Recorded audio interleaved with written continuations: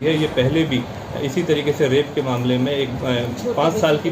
एक बच्ची के साथ रेप के मामले में जो चंदेला थाना है छतरपुर एमपी के अंदर, उसके अंदर भी 10 साल की सज़ा काट चुका है।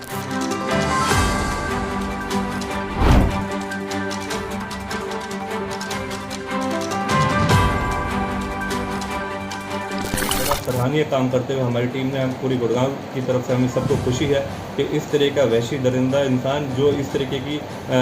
जो वारदातों को अंजाम दे रहा था अन्य अलग अलग शहरों में, उसको पकड़ने में हमने सफलता प्राप्त करी है। हरियाणा के गुरुग्राम पुलिस सोहना सीआईए व महिला पुलिस थाना पूर्व की संयुक्त टीम ने आज 3 वर्षीय बच्ची से दुष्कर्म वाले आरोपी को गिरफ्तार कर लिया है। बताया जा रहा है कि 26 अप्रैल 2024 को एक महिला ने थाने में शिकायत दर्ज की थी कि उसकी 3 वर्ष की बच्ची 25 अप्रैल की रात से गायब थी और 26 अप्रैल को वो बेहोशी की हालत में मिली, जिसके साथ दुष्कर्म हुआ था। और इसके बाद ही पुलिस ने उस व्यक्ति की खोजबीन लगातार शुरू कर दी और लगातार खोज के बाद वो व्यक्ति मध्य प्रदेश के छतरपुर से गिरफ्तार किया गया, जिसकी उम्र 50 वर्ष बताई जा रही है। वहीं पूछताछ के बाद अपराधी ने पुलिस को बताया कि वो 2005 में अपने ही गांव में किसी बच्ची से दुष्कर्म के मामले में पहले भी 10 वर्ष की सजा काट चुका है और वो लगातार इसी तरह के अपराध को अंजाम देता है। पुलिस द्वारा पूछताछ के बाद व्यक्ति ने ये कबूला है कि वो मजदूरी का काम करता है और उस स्थान पर छोटे बच्चों को दुष्कर्म के लिए टारगेट करता है और दुष्कर्म करने के बाद वो फिर अपनी जगह बदल देता है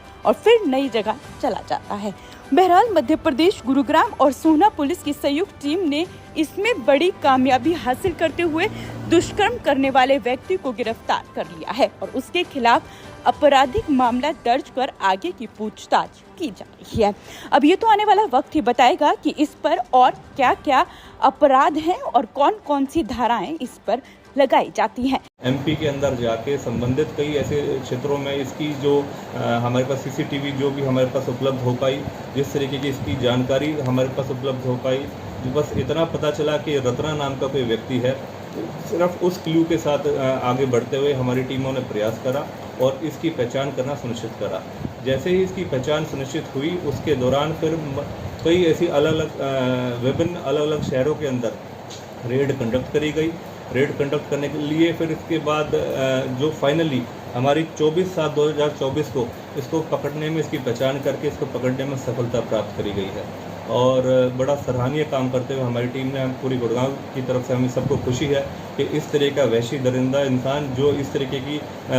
जो वारदातों को अंजाम दे रहा था अन्य अलग अलग शहरों में, उसको पकड़ने में हमने सफलता प्राप्त करी है। इसकी पृष्ठभूमि जो रही है, ये पहले भी इसी तरीके से रेप के मामले में एक 5 साल की एक बच्ची के साथ रेप के मामले में जो चंदेला थाना है छतरपुर एमपी के अंदर, उसके अंदर भी 10 साल की सज़ा काट चुका है। 2015 में ये वहाँ से छूट के जेल से बाहर आया था। निरंतर उसके बाद इस तरीके की वारदात को ये अंजाम देता रहा है। जब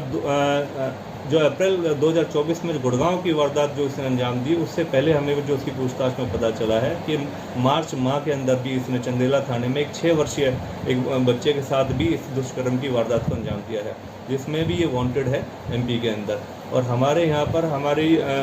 जो गुड़गांव की वारदात के बाद गुड़गांव पुलिस और हरियाणा पुलिस के माध्यम से इसके ऊपर 50,000 रुपये का इनाम घोषित किया गया था, जिसके संबंध में जो कार्रवाई अमल में लाई गई और बड़ा सराहनीय काम करते हुए हमारी टीमों ने जो इसको पकड़ने में सफलता प्राप्त करी है। ये मजदूरी का, लेबर का काम करता है। तो जो रिठोज गांव के अंदर जो लेबर बेसिकली किसी कंस्ट्रक्शन वर्किंग के तौर पे वहाँ पर काम कर रहे थे, तो वहाँ पर जो मेन ठेकेदार था उसने जो ये फैमिली है, विक्टिम फैमिली है, इनको वहीं पर एक जगह दे रखी थी, कमरा दे रखा था। फिर कुछ दिनों बाद ये जो रतन नाम का व्यक्ति है, रतन है, ये बलिहारी जिला छतरपुर मध्य प्रदेश, 50 वर्षीय उम्र है इसकी। ये वहाँ पर काम करने के लिए बतौर मजदूर गया और रात को वहीं पर खाना वगैरह खाया और उन्हीं के कमरे के बाहर सो गया। रात को जैसे ही वक्त लगा, इसने उनकी तीन